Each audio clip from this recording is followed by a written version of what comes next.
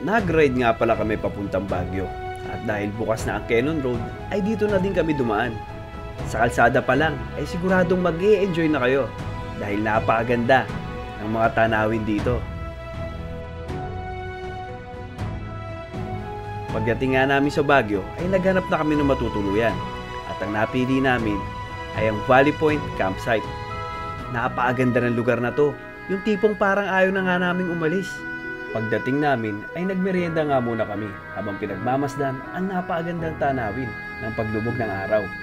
Package na po ang food dito pag nagstay kayo. Di siya tinipid, may PM snack, dinner, at breakfast.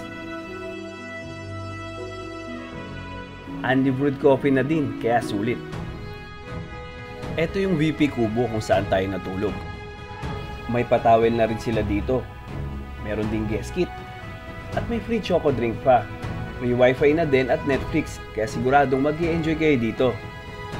Higit sa lahat, may sariling CR na malinis at may heater. Kaya makakaligo pa rin tayo kasi napakalamig ng klima dito. Kasama na din sa package nila dito ang activities kagaya ng archery and airsoft. Free access na rin sa kanilang 24 hours na campers area. Ang ganda ng view dito, nakaka-relax. Valley Point Campsite is located at Tuba, Benguet. At isa sa nagustuhan ko dito ay ang lapit niya lang sa Baguio City. Dito nga ay natatanaw na natin ang bridge at tunnel ng Marcos Highway. And 15 to 20 minutes ride lang ay mararating na natin ang mga magandang pasyalan ng Baguio City. At kung naghahanap kayo na nakaka-relax na mapag-i-stayan at yung malapit sa Baguio City, may free parking, dito na kayo sa Valley Point Campsite. Siguradong marerelax kayo sa inyong bakasyon.